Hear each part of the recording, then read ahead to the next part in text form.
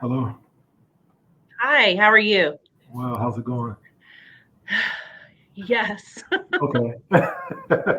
Yo, Robert, what's up? Hey, Drew, how are you? Good. Hey, shoot me an email real quick with your intro.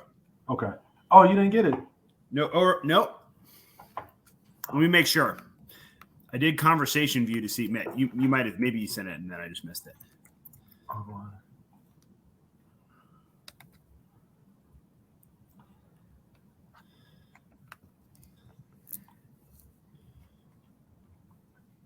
See him, man. all right. Give me 1 second. And then Julie, how do I pronounce your last name?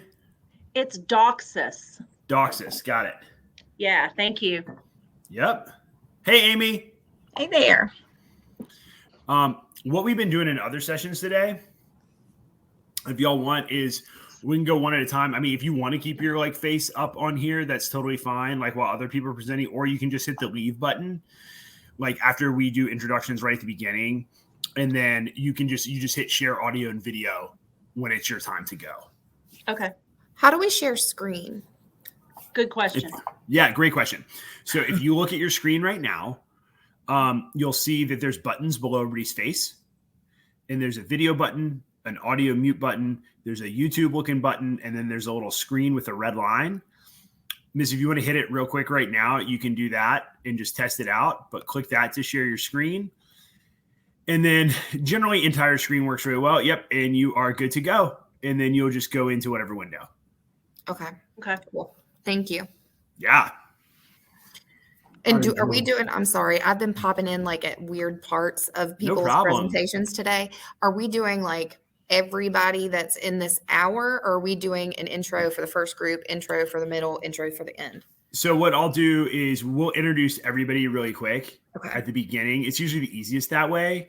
And then I'll just kind of give you guys a 2-minute warning-ish, kind of when we get up to time. Our time here is 15 with 15 minutes Q&A. You can go a little bit over, should be okay. But, I'll hit you up in the chat. Okay. And our order is going to go Robert, and then Missy, and then Julie and Amy. That's our order. And we're starting 1 minute. All right. Did you get an email, Drew? Yes, sir. Let me look. I think I did. I just saw an update. Boop, boop, boop. No, AD Baker at Henrico. Here, I'll put it in here.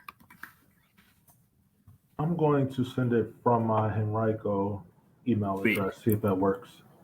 Oh, let me check. Maybe it popped up in Clutter or something. That'd be weird, but totally weird stuff happens. Nope.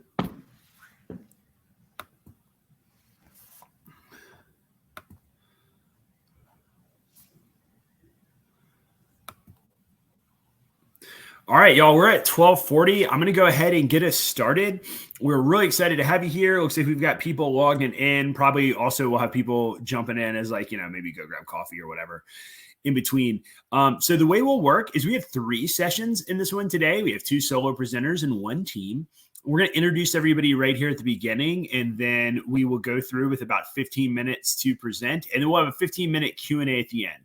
As always, too, feel free to put in questions in the chat or in the Q&A using those functions, and I'll be monitoring that as facilitator as you guys present. Keep an eye out for it, but especially since a couple of you guys are solo, I can always just pop right back in and be like, hey, you got this question if you want to answer it. And feel free to do that at any point. So I'm going to do our intros. First up, we have, just one of my favorite people. We got Mr. Robert Stevens.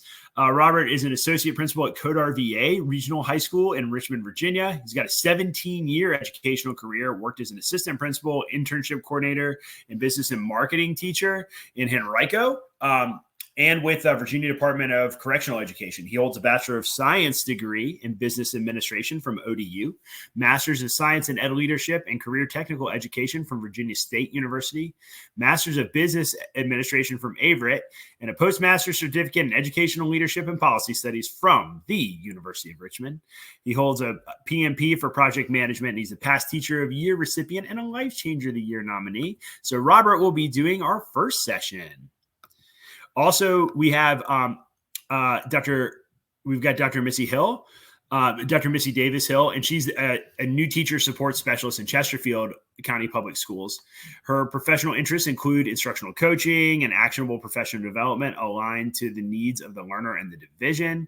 And today she's going to discuss steps that can be taken to collect teacher voice around professional needs and share what outcomes from this approach look like in the new teacher induction program in Chesterfield County Public Schools. Really excited to hear this. And we also have Amy Thompson, and another one of my favorite people in the world. Amy serves Hanover County Schools as a professional learning coordinator. She's got a BA from William and Mary and MED from UVA, and her PhD is also from UVA in curricular and instruction. Dr. Thompson served as a classroom teacher in Williamsburg, James City, and in Loudoun County before returning to school full-time. In addition to regular professional learning program development and implementation, she contributes to the division by coordinating all the national board work. Yay!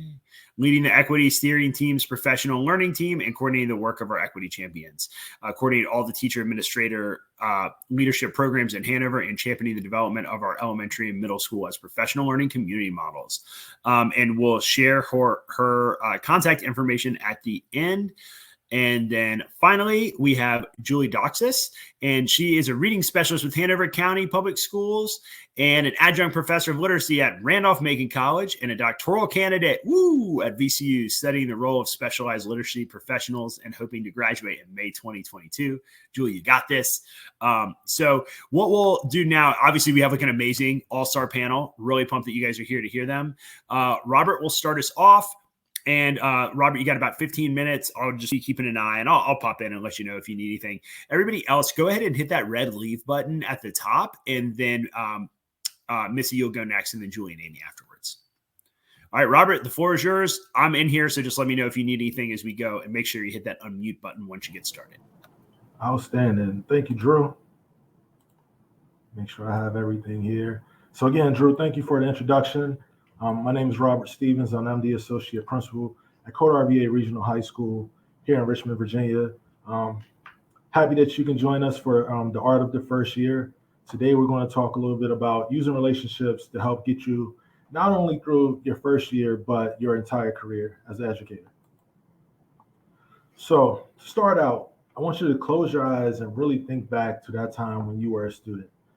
Imagine sitting in that old classroom, at your desk maybe. Think about what it felt like, your teachers, your friends, your classmates. I want you to let that sink in for a second. Were you and all of your classmates, were you the same? Are you where you are because of a good upbringing? Or did you have teachers and administrators to help mold you into the person that you are today? Well, for this young man, it took a village. Drew read my bio, but if you ask this young man's teachers, most of them would have said, no way. There were a few along the way that didn't give up on me. When this guy was suspended and sent to the office, often for cursing, sometimes fighting, they didn't give up. In fact, they believed in me. They told me that I could be great. Moreover, they showed me, challenged me, and engaged me. Never had dreams of really going into education, but guess with a background like mine, you can say that it was a calling. So imagine if my Coach Miller or Mr. Fitz or Ms. Dillon would have quit after their first year. What about your teachers? What if they would have done the same? So that is why this work is so important to me. I know I didn't make it easy on my teachers. I know things haven't gotten easier since the 80s or the 90s, or as my kids like to say, in the 1900s. In fact, in the United States, 8% of teachers leave the profession annually, and close to half of new teachers leave the classroom in their first 5 years, including 9.5% in the first year alone. And these numbers are even higher in lower income areas. So today, it is our job to help teachers not become statistics, because really and truly, our students need us. So in the short time we have today, we're going to focus on two things: building relationships and using the resources we have at our disposal, specifically human resources. So talking about relationships, first we're going to start with the 3 levels of culture mentioned in Zarana Hammond's CRT in the Brain. You have surface, shallow, and deep culture. And the tree that is displayed is the great infographic that shows what lies in each. On the surface, we're going to look at observable and concrete elements such as food, dress, music, holidays, and just think about this, as we plan our lessons and interact with students, families, and our colleagues. Then I want you to think about the benefits and challenges of bringing shallow culture in the classroom, school, and your everyday interactions. Knowing these things will help us not only better serve our students, but it helps us to, again, keep these in mind as we look through the things that are listed on the screen. Lastly, how does this knowledge and these unconscious assumptions guide our worldview on things like ethics, spirituality, health, and theories of group harmony? The fact is that all of this impacts how we learn new information and interact with others, as well as build relationships. So as we start building these relationships, we're going to use the information that the students give us daily. All we have to do really and truly is be observant and listen.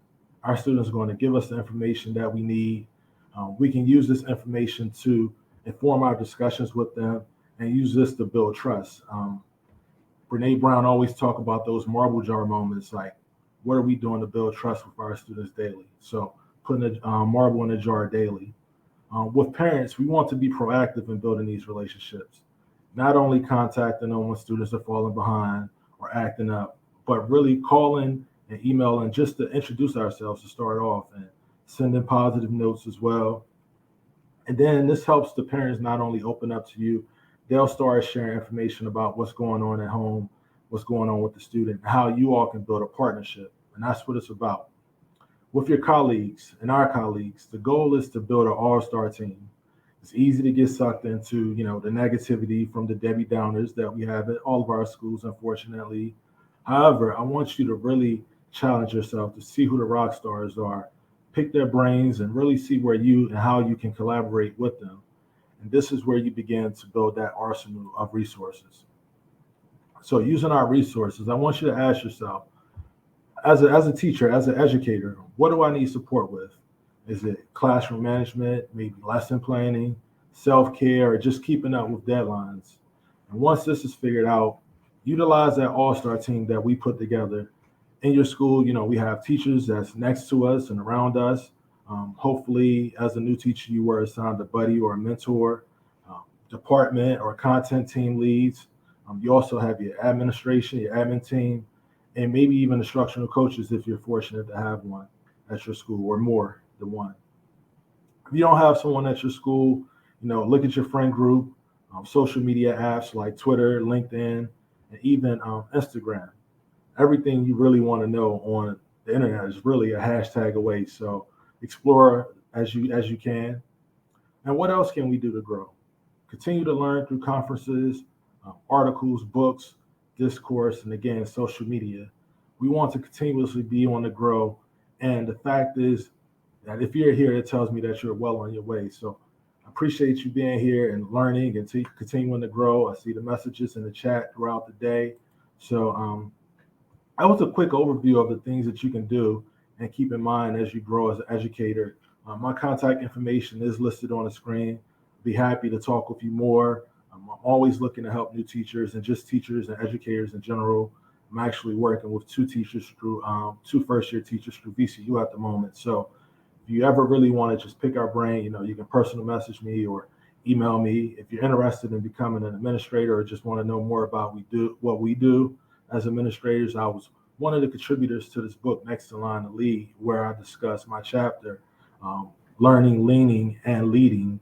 So really talking about how we build relationships and use our resources to impact what we do as educators and as an administrator. So if you're interested in any of this or just talking and building, give me a call or email me or message me on Twitter, and I'll be happy to converse with you. I know Drew said that we could talk through, questions at the moment or wait to the end. It's totally up to you, sir. Yeah, absolutely. If there's any, I didn't see any that popped up as we're going there. You're getting a ton of shout outs. So what we'll do is let's go ahead. And I think it's nice. One of the things I think is nice is we'll have Missy come on next, and then we can we'll start to see the connections as they go forward. But if anybody wants to hit up Robert in the chat, feel free, and then we'll come back on. So, all right. Well, Missy, the floor is yours. If you need any help, I am here. But otherwise, you can do that. And Robert, you can turn your screen off, or if you want to hit the leave button in the top right too. That's like kind of what we've been doing to stay out of here. Yep, perfect. So, Missy, if you need anything, just let us know. But otherwise, we're in the chat and right here with you. Do me a favor, because I'm going to navigate on a different window. So if there's something in the chat, if you would just let me know, that would be really cool. No problem. And I'm in here right now. Your audio is working and your screen share is working. Okay, wonderful. Hello, everybody. I am Dr. Missy Davis Hill. As we said earlier, I'm the new teacher support specialist here in Chesterfield County Public Schools. And my goal today is just talk to you a little bit about the approach that we're taking here to make sure that the PD that we're providing is meeting the needs of our early career teachers. Our program serves obviously first year teachers, but early career teachers as well as anyone who is new to our county. So that means there's a wide variety of needs. And we know that that's true for all teachers, all administrators, all educators. That focus on needs is so important. So we have research that tells us starting, 30, 40, 50 years ago, that teachers consider professional development effective when it is actually meeting their classroom level needs, when it's implementable, when it is providing them day-to-day strategies. It's effective if there's a connection between their real world and the learning that they're doing. And so we want to make sure that the professional development that we're pushing through our new teacher induction programs, and really in any setting for educators, is intentional in recognizing the needs of the learner. So that means for an induction program, the logical first step is always going to be to identify the early career teacher's needs. There are always going to be topics that are just kind of for lack of a better way of phrasing it, the duh things. Of course, a teacher who's new to your county or new to the profession is going to need training in the student information system. Of course, they're going to want to know the PBIS system for their school. Of course, they're going to want to know how to move for a fire drill, or what are the expectations for, earthquake drills, those things that are just kind of universal needs. But at the core of an educator, there's some nuanced needs that they need the opportunity to communicate to the facilitators of their professional development. We have multiple pathways that we can take to collect teachers' needs. In our county, we have an approach that is a year-long approach to collecting teachers' voices. At the beginning of the year, we do a new educator orientation. And immediately after that new educator orientation, a needs assessment is sent to new teachers through a county level email. It's me. I'm the one that sends it. What I want you to understand about that is that the goal of the needs assessment is to really collect the individualized needs across the division, but also to be able to pinpoint what you're getting from different schools, because the reality is in a large school division or even in a small school division, each school has its own culture and climate. Each school has its own demographic and community. And so we can see overarching themes of what is needed in an entire division, but we can also collect information that can then benefit an individual school. So when I collect that needs assessment data, I'm able to not only develop county level programming, but communicate directly with school level leaders about what is coming specifically from the new teachers from their level. I've linked into my slideshow, which I'm happy to share out in the chat in very soon, as soon as I get back over there, a sample of what that looks like. It collects in my division. I need to know who they are. It is not an anonymous thing, because if they say they need something very, very specific, I want to be able to provide that to them. And I'm transparent about that on the front end. And it collects their school. And then it will focus in by level. So because I chose an elementary school, I have elementary school specific topics. So for example, Dreambox and Lexia, high schools aren't using that, but this is a space where elementary schools can request that app support. And then the real important things are the things down at the bottom, where they have an opportunity to say in new educator orientation, we hit surface level information about this, but I need to dig deeper. It's a place for them to give me that qualitative data so that I can get really specific and into the nitty gritty. The next piece of teacher voice collection that I do is after every professional development session that we provide, there's an attendance and a feedback form. I use that to motivate them to complete it by making sure they know that that attendance piece is how I update their recertification points and their Impact U transcript. That's where we house our PD points. But the feedback is the last question at the bottom. So this collection is primarily for me because I'm collecting it through county level professional development sessions, but periodically I will see themes across PD sessions, or I'll have a high participation rate from a particular school. And that allows me to inform school level leaders of what was working or where there are still needs available for the teachers in their building. So the sample feedback form that you're looking at here obviously is getting who they are, because I want to give them their recertification points. It collects their school location so that I potentially can connect with their school level leaders. And then it gives me information about their level of experience, because that's important, as well as I'm continuing to support them.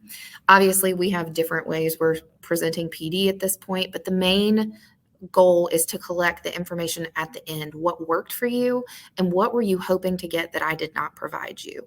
Really, the thing that I stress at the end of all of my PD sessions is that this is the box that I want, because if they haven't gotten it from me yet, I want to make sure that I have an opportunity to create that session in the future.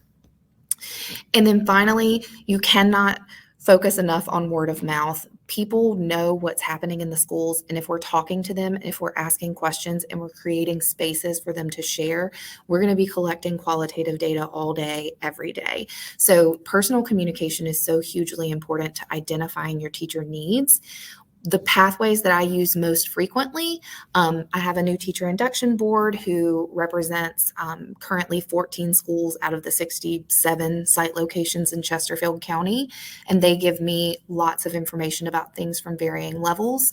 School leaders are serving as my mentor coordinators, and so they're very vocal and open with their communication to me about where there are gaps in learning opportunities. Mentors are incredible because they're working one-on-one with those people. And so I can't tell you the number of one-on-one meetings I have where a mentor says, can we get a session about station teaching? And I'm like, yep. And then finally, your new educators. If you have an opportunity to get into their classrooms, or you have an opportunity to really just have a conversation about where they feel good and where they don't, that can shift your focus for your PD. What I've linked here is just a sample so you can kind of see a new teacher induction board agenda, where you can kind of look at how we're talking about PD, where I'm collecting their ideas, and how we're using the needs assessment data when we come together for our monthly meetings. So I want you to see what that actually looks like, because every year is different, because you get a new group of new teachers every year. Just like we would talk to a teacher and say, you can't just keep flipping out the same lesson over and over and over again because you got new kids in front of you. You're going to have to adjust and monitor. The same thing is true for your professional development at your county level and at your school level. So for 2020-21, we were in COVID year, hybrid, not hybrid, virtual, maybe we're face-to-face. We were all over the place. And so the needs assessment data showed me that 48% of my people wanted information about differentiating assessment and feedback. And that led to, over here, sessions that we put together explicitly to hit that need. 33% of people last year said that they wanted to know how to plan for instruction because they were in a brand new setting. They needed to know how to plan for virtual, how to plan for face-to-face, and how to plan for concurrent teaching. And so that led us to the sessions that you see on the right of the screen. This year, totally different needs assessment results, as it should be, because we're all back face-to-face with the exception of some new virtual schools. So 56% of our staff, our new educators said they needed behavior support, which makes sense. Our kids have been out of the building and we're teaching them how to school again. And so at this point, we have these sessions that have either run or are coming up for our new teachers. Parent communication. Again, we have a totally new way of connecting, because last year, if you were a student teacher or if you were an early career teacher, you would see those parents on a Google Meet, and now you have to rework that system and that approach. So we have these sessions that have either run or are coming in the near future. The biggest piece, and this is something that I want to be fully transparent, this is only the start of my second year in this position. Last year was my first full year. And so I have very limited data about retention for our program at this point, but it's important that we're thinking about the total number of new educators in our county. We're thinking about what the participation looks like in different events. So our new educator orientation, the individual PD sessions, and then those school-based PD sessions as well. And then finally, what happens at the end of the year? Are they leaving the profession? Are they leaving the county? Or are they leaving the state? Or are they staying right in their school? So this is what it looked like in Chesterfield for last year. Again, I only have 1 year of data. I know that's not fantastic, but we're working on it. Last year, we had 240 year one educators. 218 of them were at our new educator orientation. Side note, several of them were hired late, so they weren't even hired when we ran that NEO session in the summer. 212 total participants in the county level PD. At the end of the year, when we did our reporting to the VDOE, we had 233 of our year one teachers who stayed in their school, which is fantastic. I don't know if it's going to be the same this year, but I hope so. We had 1 that left the state, 4 that left the county, and 2 that left the profession. Those are pretty good numbers, but again, we need to see trends. So hopefully we'll be able to keep track of that over the next several years and see if we have a similar outcome or if we need to continue working to target our teachers' needs. The main takeaway for this is that we hear from Stephen Covey that we need to make sure that we're listening to understand before we listen to respond. But the reality is we need to listen to understand, and then we need to use that understanding as we respond. And in Chesterfield, just in case you want to see what that looks like, this is our PD calendar right now, always growing, always changing. It's not a stagnant document because the needs of our teachers are going to change as we go through the year. If you are interested in connecting, there's my email and my Twitter account. I love talking about new teachers, mentorship, instructional coaching, and also I didn't beef my bio, sorry guys, but I also have background as assistant principal. So if you're looking to grow as a leader or how you as a leader can be a person who's advocating for new teachers, feel free to reach out.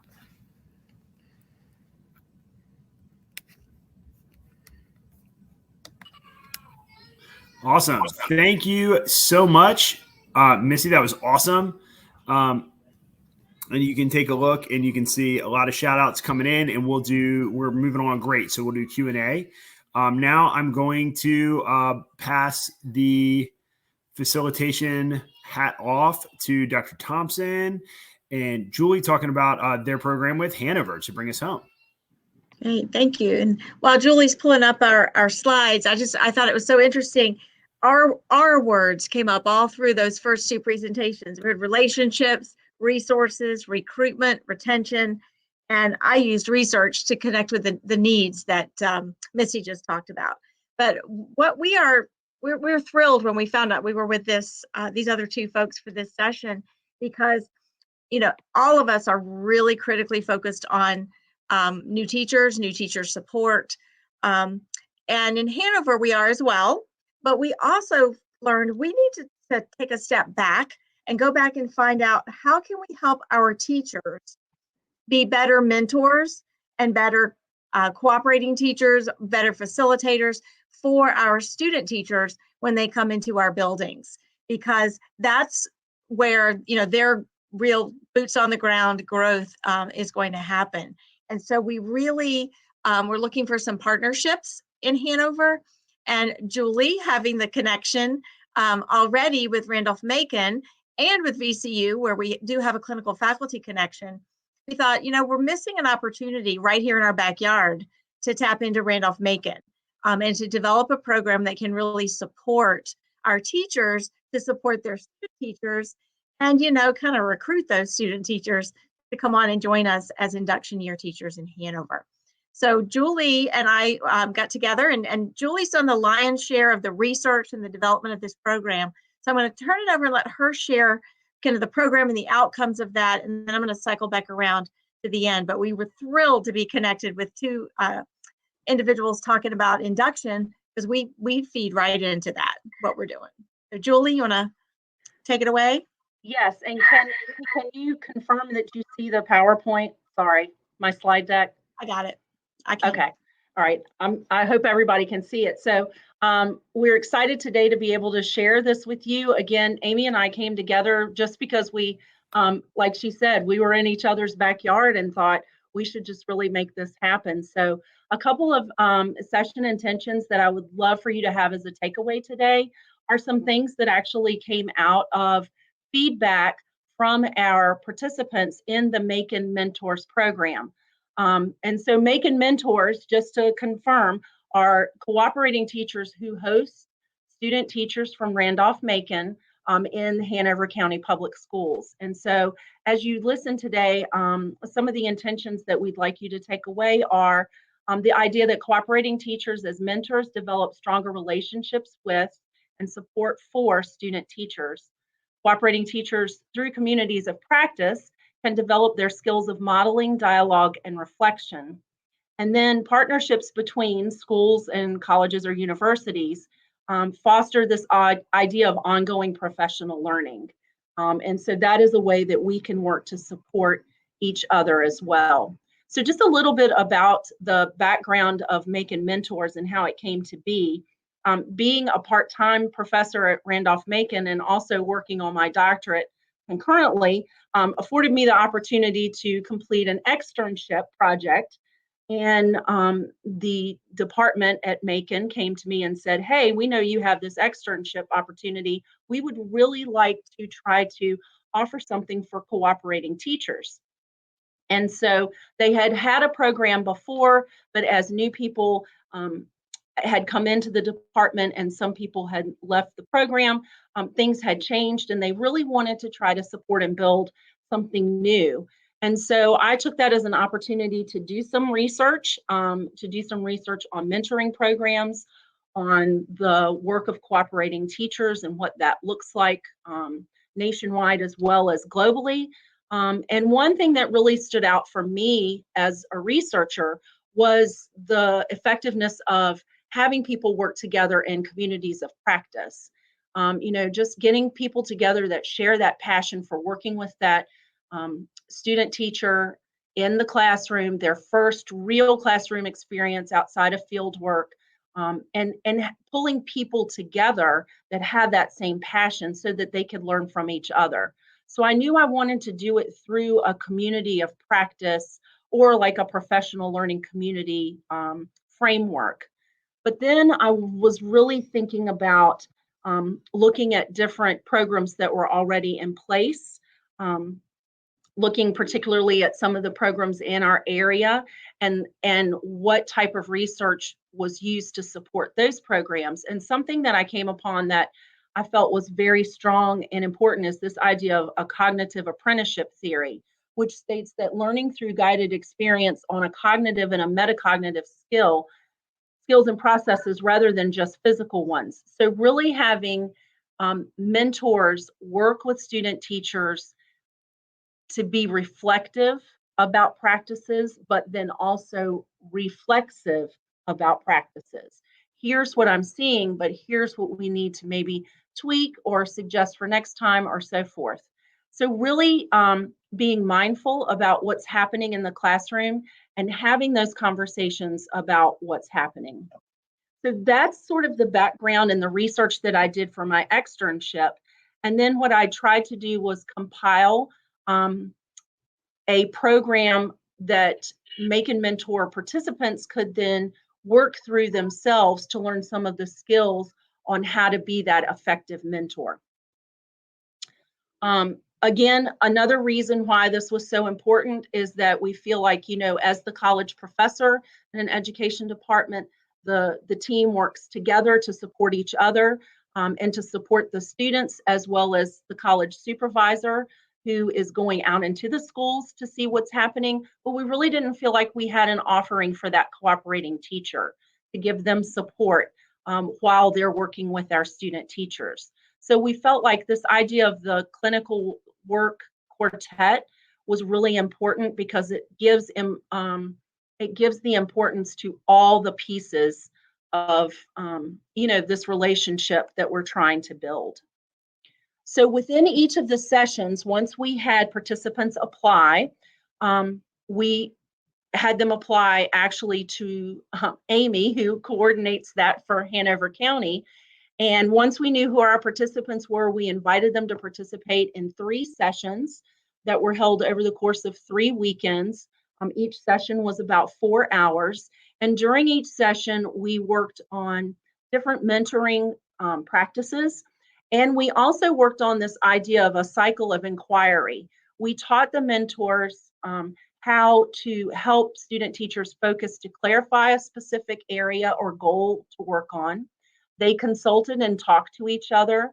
They worked collaboratively. And then the mentor served in a coach role to help them have that reflective conference and to help them think about what maybe they could do that was great to continue doing, or maybe something that they would want to change. So this idea of cycle of inquiry is something that we work through both in simulations as well as through discussions during our time together. Also during our time when we met on those 3 Saturdays, the cooperating teachers or mentors worked on developing responses to question stems, what type of questions they would pose in conversations. They worked on the collaborative reflection log, which is something that actually later on ties nicely into our induction program, which we'll maybe make that connection in a minute. Again, they did some mentoring practice scenarios where they actually worked through how to talk with students so that they're not just solving problems for them, but perhaps having students think beyond the immediate situation and maybe like further down the road. And then we also talk about tensions and resolutions, because while we would love for every cooperating teacher placement, the student teacher placement to be absolutely 100% perfect, we know that sometimes situations come up or perhaps tensions occur, and it could be that it's not even something within the relationship of the mentor and the student teacher. It could be something in the classroom or something in the school. And so we talk to them about how do we resolve that? How can we do that in a professional and in a way that will help us all learn? If I could jump in, Julie, just for 1 second on this. Sure. The idea of the kind of seamless flow between what Julie's describing, the work being done with between our cooperating teachers and our student teachers will, as she mentioned, flow right into our induction program. So with that we did some intentional recruiting, Yes. asking people that Julie knew we have this many teachers coming through and we need placements for this content area, this level, and so forth. But we also were recruiting broadly so that they can use this training, whether they are hosting a student teacher or not. Those induction years, we really want to have teachers who are skilled in these things that Julie has on this slide right here, so that they can support all of our new teachers. So it's really very helpful to us as a division, equally so to how it's helpful for RMC to get particular placements. It helps us even beyond those placements. Right, and that's a great connection to make.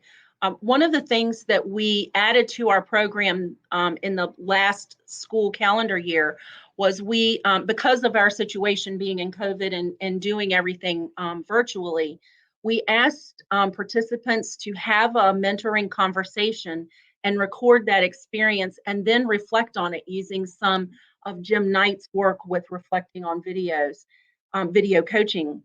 And that was absolutely an amazing experience for the teachers who were participating in Making Mentors, but also I know Amy and I really got a lot out of watching the videos and then looking at the reflections and seeing all that they had learned in the sessions being put to work. I mean, it was absolutely amazing. And there again, if cooperating teachers during this cycle did not have a student teacher, perhaps maybe they were mentoring a first-year teacher or a new to education teacher in their school. And so they can use those same skills and strategies for mentoring in that capacity as well. So it ended up, even though this was originally a program to support the cooperating teacher piece, it has ended up really growing and blossoming into something much larger. So the next 3 slides, I go back to our intentional takeaways that I shared with you at the beginning. And I have some participant responses to those statements. Again, the first statement is, and what I'd like to do is I'm going to read the statement in the banner, and then I'd like you to take just about 30 seconds and read the response from the participant. So the first intention is cooperating teachers as mentors develop stronger relationships with and support for student teachers. So I'll give you just a second to read the quote.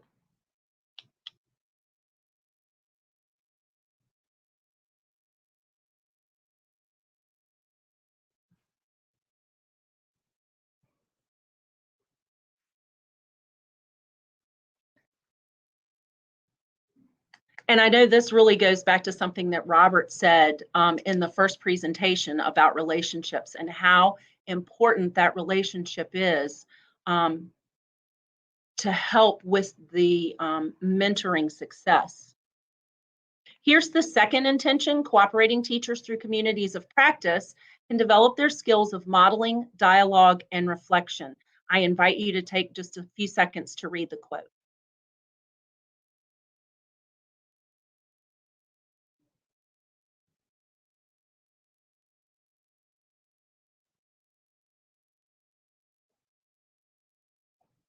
Ironically, even though this is about working together in conversation and dialogue, the final sentence also draws back to relationships. So we see that this is a really large part of the takeaways from the program. And here's the final banner: partnerships between schools and colleges or universities foster ongoing professional learning. Take a second and look at that quote.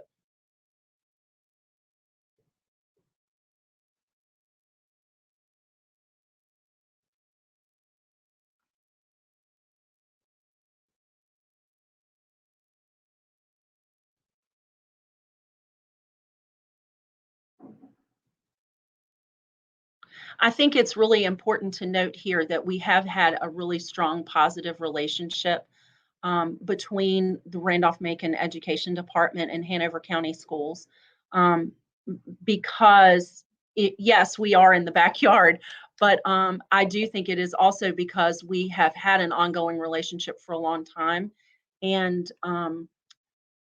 And I do think that it is greatly appreciated. I think the teachers in the school division appreciate the work and the opportunities afforded between that partnership between Randolph-Macon and Hanover. If you have questions, well, first off, we've created a bridge, right? When we have well-prepared cooperating teachers, that really does make a difference in teacher success, whether it is a teacher who is mentoring a student teacher, or perhaps it could be a teacher who's mentoring someone who is in their induction stage or somebody who is new to the profession.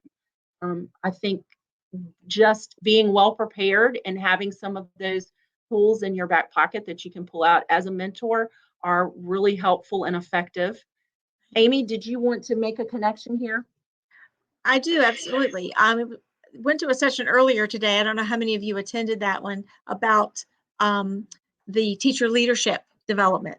And this is also another advantage for Hanover. We're making this connection between student teaching experiences, classroom learning about teaching, to actually, again, boots on the ground. Let's start learning really effectively how to do that in a real classroom. But it also, our Macon mentors are developing teacher leader skills as well. Mentoring is one of those of the 7 national teacher leader standards, that idea about coaching and facilitating growth in other professionals. This is one of the experiences that our in-house teacher leader certification program capitalizes on for the development of that particular teacher leader standard. The teachers love this program. They love Julie. She's one of our reading specialists in the division, so she knows most of them anyway. But developing those relationships that can continue on while you're developing new teachers and you're developing teacher leaders, it's just a win-win really for everybody. For us, for Randolph-Macon, for the new teachers, for the teacher leaders as well. So it's a great partnership, great connection. So if you have any questions about the Making Mentors program, you are welcome to reach out to me. I can't figure out how to make that go away. Wait, here, there we go.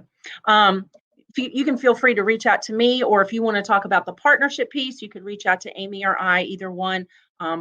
We're really thrilled, well, at least I am, I guess you are, with the partnership and how it's grown and blossomed over the next few years. Our next program starts in 2 weeks. Very excited. We have 12 people from Hanover who are going to participate this year, and looking forward to it. And that kind of speaks a little bit to Amy's question in the chat. Are all of the teachers in the program placed with the Making Mentor? Not quite yet. That would be our goal. But likewise, we have many more clinical faculty, because that program through VCU has been around longer. We can't even place all our VCU people with clinical faculty. Sometimes the people we have who've gone through the program, their content doesn't align, for example. And also, Julie, I know it's not just Hanover. We've opened that up. If anybody wants to come to the training from surrounding divisions and applies for the divisions that RMC works with, they are included in that training also, which expands our teachers' professional network as well, which is great. Thank you. Mm-hmm. Awesome. Well, we've got a little bit of time left. So if you guys want to, anybody that presented, pop back in. And what we can do is would love to first off open up. You guys can put in, there's a Q&A section, but you can also just put it in the chat. I think most people have been using the chat, to be honest. Dr. Becker, good to see you. And I know we see a question in here. So I'm going to pose this right up to you guys, and whoever wants to start off with it certainly can. I'm wondering and worried about giving people into the profession to begin with, like getting people into the profession to begin with, given all that is going on in the world. Why would anybody want to be a teacher these days? How can universities and divisions work together to encourage more people to enter the profession? I'm gonna start with, there is something to be said for homegrown teachers. We have an opportunity in the public school setting to make sure that we're identifying people who are natural born teachers, and then making sure that we're helping them understand the pathways. One of the biggest, I think, obstacles that we have in our profession is none of us would do such a thing, but the teacher that looks at a student and says, oh, you could be more than a teacher. And so some of what we have to overcome is the way that we talk about our own profession, and the way that we celebrate our students who have the skills that could do that. I think there are partnerships that are happening with various universities. I know Chesterfield has a Mirror Me program that we're building through with connection with VCU and VSU. We're trying to find ways to get those pathways straight from K-12 into the college setting, and creating those bonds so that we're bringing kids right back home to Chesterfield or Henrico or wherever. But I think some of that is that we have to change the way we talk about the profession. We have to build these partnerships between the divisions and the colleges and universities, and we have to see them through. I'm going to stick with my data stuff. Like, at the end of the day, if we know that we have kids here and we know that we can get them to the universities, when we get them back into our counties, it's our job to keep track of how they're doing. And if we're not keeping track of that and making sure that at the end of year one, they're still with us, end of year two, they're still with us, those connections matter. We talk about relationships and mentoring mattering. It matters from the time they're in kindergarten until they're back in front of their own kindergartners that they're teaching. Yeah. I agree, Missy. And we've actually, to say, we've gone back and looking really at the connections with VCU and RMC. We've also started looking back a step further, like to our Teachers for Tomorrow programs. And we have a great new facilitator for that program. What are we doing to enhance the experiences that those teacher cadets are getting in their cooperating classrooms, so that they do want to go to university and get that degree to teach and come back to us. A lot of that personal connection. I can't tell you, I sent handwritten notes to our new teachers that when they came in, and I can't tell you how many people wrote back and said, I cannot believe you wrote me a handwritten note. Now it's hard to keep that up. I laugh at your 240 new beginning teachers. We had 207 total, and that was a lot for us in Hanover. But 207 notes handwritten is a lot, but it makes a huge, huge difference to them. And your point about people leaving after the first year not being very high, we don't have a high number of people not coming back either. When we do that state report, it's years 2 and 3. That's when that's when we lose them. And so this program with Randolph-Macon, your program, our program, Robert's program with Induction has got to go beyond that first year. And that's a big recruitment tool. We have a second year program. We don't have a third yet, but a second year program. HR is really using that as a recruitment tool with, kids who are in university who are even at all considering maybe being a teacher, trying to promote using our program as a recruitment tool, I think is helpful too. I will say, I think it's important. I'm sorry, I'm going to shush in just a second. I think it's important to note that we have systemic issues because we are only reporting on first year when we know from data from like when I was in high school, which was a minute ago, we know that it's the first 5 years. So why do we stop looking? Why is that where the reporting stops? Right. No, you all are correct. And the one thing and the one piece I don't want to leave out when we're talking about recruiting is the number of teachers who come in the profession as career switchers. So making sure that we're really and truly saying it again, relationships, but when it comes to the mentoring and when we're all out recruiting for our respective divisions, looking at people who would be a great teacher. Like, hey, have you ever thought about teaching? It's really easy to get back into the profession. If you love English or if you love books or if you are a CTE teacher, we would love to have you in our profession. So really looking at the number of career switches as well. I can't really speak to getting people in because once I see them, they're already in. But I have worked closely with some of Randolph-Macon admissions programs when they have kids come and visit campus who are undecided. And we have opportunities to talk to them then about, have you considered teaching? What think of a teacher in your past that you've, admired. Would you like to emulate them? That's one way that I can connect to this. But another way is from speaking from Randolph-Macon, because I know not all schools are able to do this, but we are a small program and we have several tenure track professors who make a point to go and visit the classrooms of our graduates. And so when they get into their first, second, third year, they know that they're going to have someone from school, from the program, who's going to come and visit. And it's not evaluative. It's just a visit to say, hey, how you doing? Like to watch you teach. They go for, the better part of a morning and visit and then talk with them about, what can we do as a college? How can we support you as an alumni to continue your learning? So we just had an alumni board session where we offered a couple of breakout sessions for different things like classroom management. And we got those ideas directly from the classroom visits that people have done. We typically go up to year 3 and visit those people in their classroom. And I feel like that helps us keep a pulse on where people are when they leave us. But I also feel like, and I can't quote a number, but I also feel like we have a strong retention because we have a lot of alumni in the classroom still because of that continued support from the college. Yeah, they have so really I think that's another way. Yeah, they have really close connections with those faculty members. And we have actually tapped into some of those faculty members to present our professional learning sessions, Missy, like you're talking about your catalog of things. When we offer new sessions for new teachers, we will often tap into those RMC professors. So it's people that they know, that they love, they come in and hug them, and then they sit down and learn a little bit, which is really kind of cool to watch. I'm telling you, an induction program leader would love to have more presenters. Good Lord, if I could do that. Please send them my way.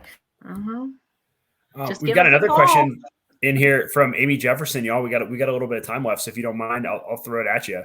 Yeah. We were talking about the quartet. How is the professor determined? Is the professor who happens to be teaching student? Is it the professor who happens to be teaching student teaching seminar? Not necessarily. It could be the person that's doing that student teaching seminar.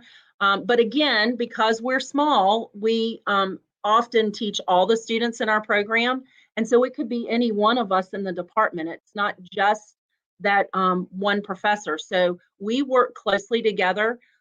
Even myself as an adjunct person works closely with the rest of the department to again, and it goes back to that same thing, it's the relationship piece.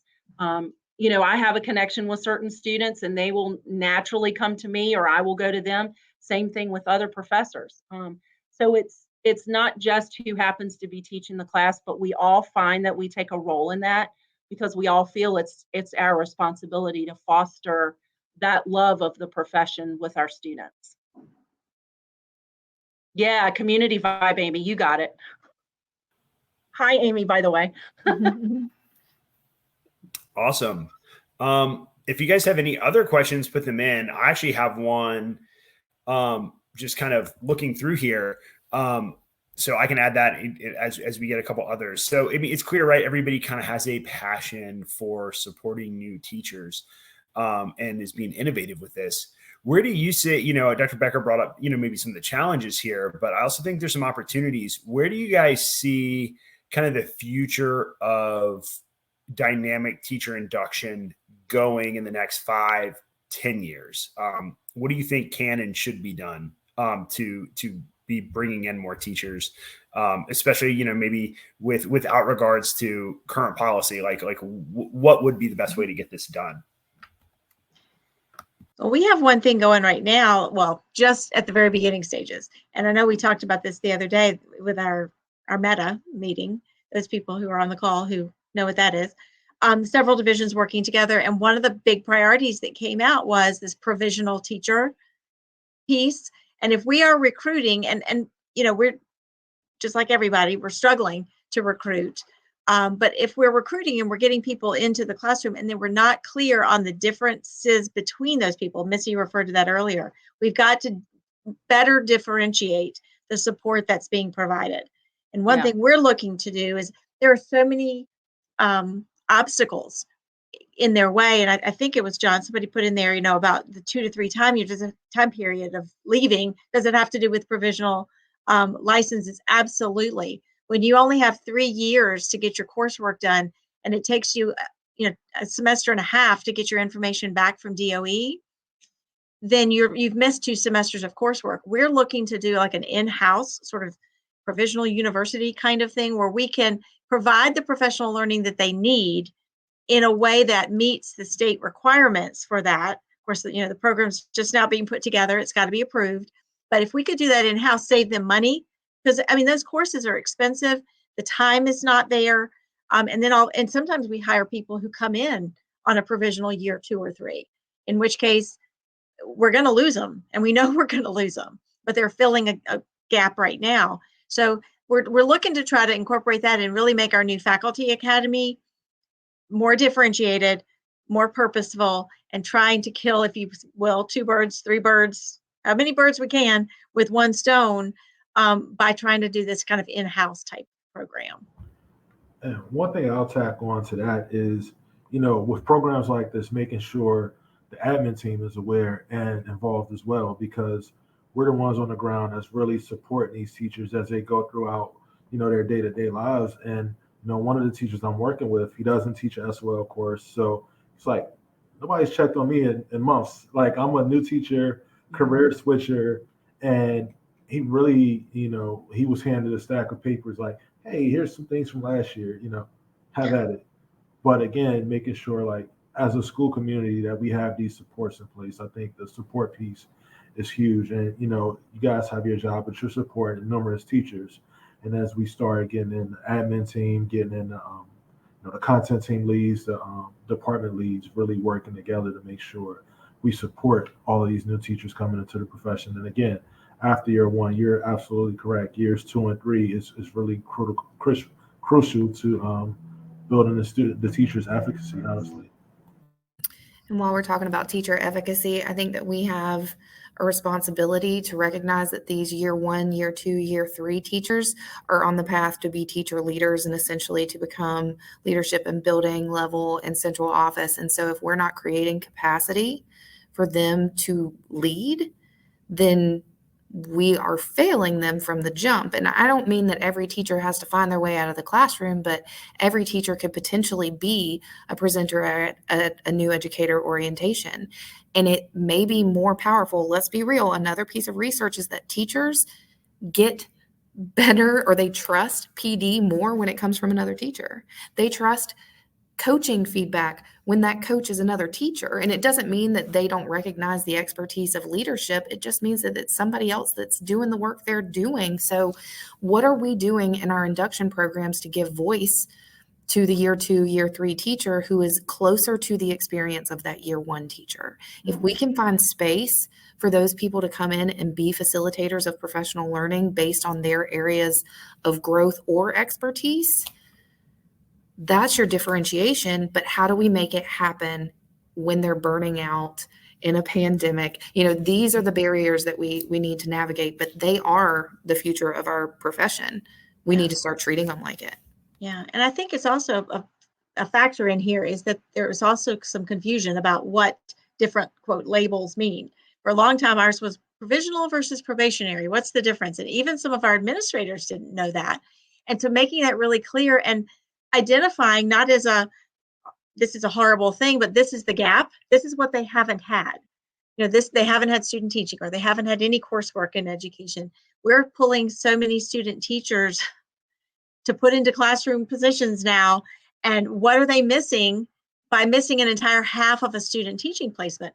A great deal. And we just kind of put them in the classroom and treat them like, any other new teacher. Well, they're not. They've had some gaps. They've had some things that are missing. And so we've really been trying to make that crystal clear. What is, Missy's a new teacher in your school. Where is she in the journey? What's missing that we need to make sure we fill in for her? So I think it's informational as well. Amy, that was actually my story. I'm a career switcher.